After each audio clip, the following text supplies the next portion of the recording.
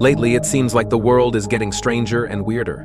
Recently, a parade in Toulouse, France, brought with it something that many would never expect to see so openly. A spectacle full of esoteric symbolism and demonic figures, something that looked more like a portal opening into darkness.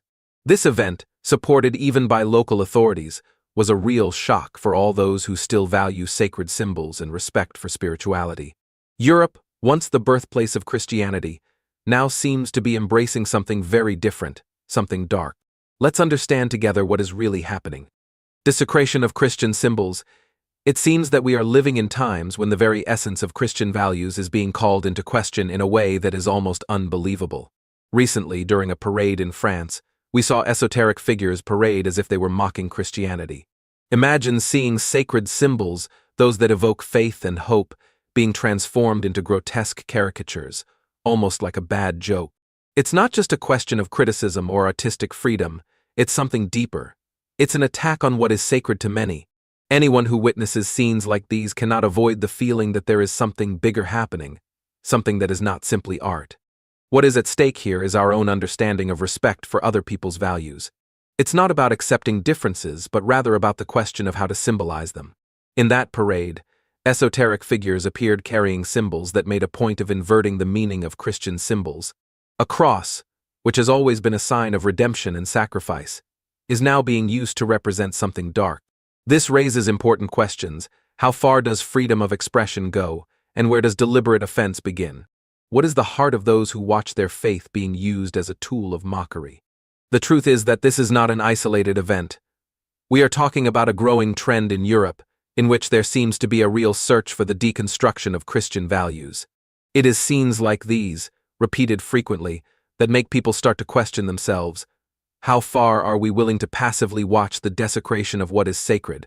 It is the attempt to transform what is pure into something corrupt, to give what is sublime a tone of mockery. If we don't pay attention, we will end up normalizing these situations, and the biggest danger is when absurdity becomes commonplace. Some people might think, well, it's just a parade, there's nothing wrong with that. But this is how the process of trivializing what should be inviolable begins. We start by accepting small things, small misrepresentations, until suddenly the value of that symbol is completely lost. A clear example of this is how, over the years, several symbols have lost their original meaning and become mere decorative props. The cross, the anchor of Christian hope, begins to be seen no longer as an emblem of faith, but as a kind of empty ornament. And it's not just about personal faith, it's about the culture of a civilization that is being disfigured before our eyes. Actions like these at public events have the power to shape perceptions and change the way future generations will see these symbols. Think about it. A child who grows up seeing figures like these at commemorative events will hardly be able to associate these symbols with their true meaning. It's like a process of collective desensitization, and what's most worrying is that this isn't happening by chance. Perhaps this is the true objective, to take away the power that these symbols have, disconnect people from authentic spirituality, and make room for a new order of values. And make no mistake, this is just beginning. What we witnessed in that parade is just the tip of the iceberg, an indication of a transformation that is being silently imposed. And speaking of transformations, have you noticed the cultural changes that are taking place across Europe? It seems that with each passing day, the churches that once represented the heart of cities are disappearing. Alarming statistics in Europe, it is no exaggeration to say that Europe is undergoing an unprecedented cultural transformation. Every 30 days, a new historic church closes its doors. These churches, which for centuries were symbols of unity and spirituality, are becoming ruins of the past. Meanwhile, the number of Islamic mosques grows, filling the space previously occupied by Christian temples. This is not only a religious change, but also a cultural one. Each church that closes is a piece of cultural heritage that is lost. And this is not a natural movement, but a transition that seems orchestrated in a way that completely changes the European spiritual landscape. With each church that closes, the feeling is that we are losing part of our history. Europe, which has always been seen as the cradle of Christianity, now finds itself at a time of profound transformation. In many cities, the sound of church bells no longer echoes, replaced by calls to prayer from mosques that rise on the same ground. The question is not about the presence of Islam, but about the disappearance of Christianity.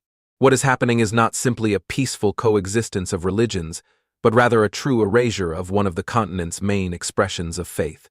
For those observing from the outside, it may be difficult to perceive the magnitude of this transformation. But think of a city like Toulouse, for example. Once full of churches that dotted the horizon, it is now increasingly marked by structures that symbolize a different faith. This wouldn't be a problem if there wasn't a deliberate deconstruction of Christian values. This change does not happen in isolation. It is accompanied by a wave of secularization and a growing rejection of Christian symbols. It seems that there is an attempt to rewrite Europe's spiritual identity, and it is happening right before our eyes without many realizing it. The change is also visible in people's behavior. That connection with spirituality, which was so common, is becoming rare. Each church that closes represents more than one less building. It represents a meeting point that disappears, an opportunity for reflection and spiritual search that disappears. And while this happens, new spaces with new messages take their place. And it is in this context that we need to ask ourselves, what is being offered in place of Christianity? What is the new message being propagated? Are we moving towards a truly inclusive society, or are we simply exchanging one set of values for another, without even questioning the consequences? And the most curious thing is that, while churches become museums or are simply demolished, mosques find more and more support to be built. There is an almost palpable incentive for this transformation to happen. This leads us to reflect, what is the true objective behind this change? Why are we witnessing such rapid and drastic change?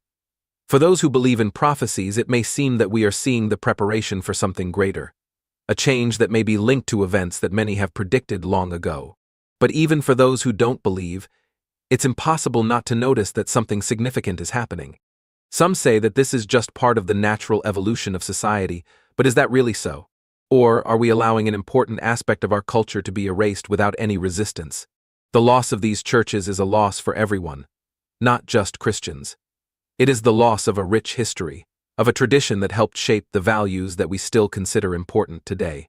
And if we don't do something to preserve these symbols, soon there will be nothing left but vague memories of what was once the spiritual soul of Europe. And speaking of symbols and changes, have you heard about what happened in Toulouse recently? An event that left many perplexed. Portal of Darkness in Toulouse? It's not every day that we see events like what recently happened in Toulouse. Imagine an entire city becoming the scene of what many considered a portal opening into darkness. Local authorities, who were supposed to represent order and security for the population, supported an event that clearly featured demonic and esoteric figures, something that goes beyond entertainment. It was as if, for a moment, the city had surrendered to a spectacle of dark symbolism, a celebration of the occult, which left many residents restless and apprehensive. What was seen in Toulouse was more than an artistic event, it was a true display of symbols and figures that directly refer to mysticism and the occult. Demonic figures, dressed to represent underworld entities, paraded as if celebrating something beyond our understanding. It is interesting to note how these demonstrations have found support in certain spheres of society, almost as if there was a hidden intention to make them more acceptable, or even normal, for the general public. But why so much effort to normalize the darkest things? The point is that we are not just talking about a local event, but a global trend. Toulouse, in this context, becomes just another example of a series of manifestations that have emerged in various parts of the world, where the esoteric and the demonic are highlighted. The idea of a portal opening is not just a metaphor. For many, what happened there was the symbolic representation of a transition, of a spiritual change that is underway, something that, for those who are more attentive, may indicate that we are entering a new era, where old values are being replaced by something completely different. And that's where the danger lies. When events like this begin to happen more frequently and become accepted as part of popular culture, we are, in effect, giving up a series of spiritual and cultural protections that have been built over centuries. For those who believe in the prophecies, it may seem that we are seeing the preparation of the way for the Antichrist, a figure who, according to biblical texts, would come in a time of great confusion and darkness.